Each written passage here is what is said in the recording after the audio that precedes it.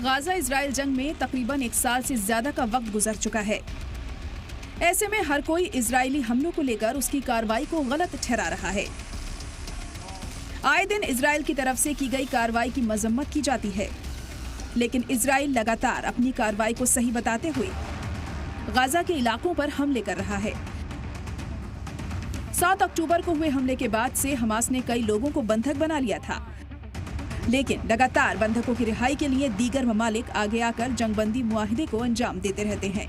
लेकिन इजराइल के हमलों की वजह से ना तो वो मुआहिदा मुकम्मल हो पाता है और ना ही बंधकों की रिहाई हो पाती है। ऐसा लगता है जैसे नेतन्याहू सिर्फ अपने इक़्तिदार को बचाने के लिए बंधकों की जान को दांव पर लगा रहे हैं, क्योंकि मुआहिदे के मुताबिक जंग को रोका जाएगा और बंधकों को रिहा किया जाएगा।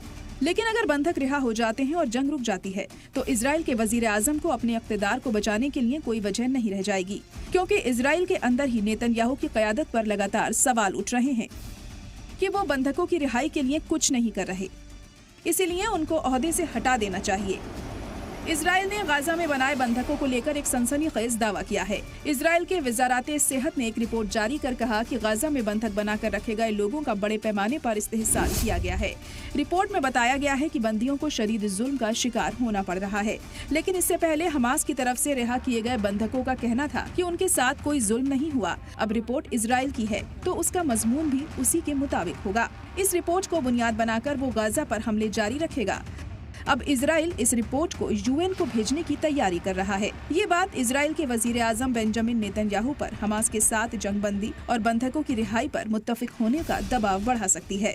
बंधकों के परिवारों और उनके हामियों ने इजराइल में महीनों तक मुजाहिरा किया है। इस बीच गाजा में एक अस्पताल पर इजरायली हमले में 7 लोगों की भी मौत हो गई और कई दीगर जख्मी हो गए। सेना ने दावा किया कि उसने हमास कंट्रोल सेंटर पर हमला बोला था और ये इमारत अब अस्पताल के तौर पर काम नहीं कर रही थी।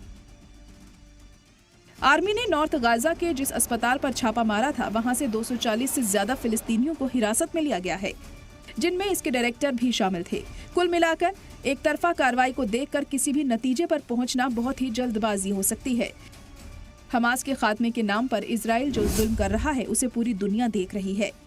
जिस तरह से वो बेकसूर फिलिस्तीनियों को मार रहा है, हिरासत में ले रहा है, उससे ये वाज़ेह हो जाता है कि उसका मकसद सिर्फ बदला लेना नहीं है, एक पूरी नस्ल को तबाह करना है। पिछले कई बरसों से फिलिस्तीनी अपनी ज़मीन की आज़ादी के लिए लड़ रहे हैं और इजराइल गैर कानूनी तरीके से उनकी ज़मीन पर कब्जा किए बैठा है। अगर इजराइल इसी तरह फिलिस्तीन की ज़मीन पर काबिज रहा तो ये कहना गलत नहीं होगा कि इस इलाके में जंगबंदी की सूरत कभी नजर नहीं आएगी। ब्यूरो रिपोर्ट, सलाम टीवी।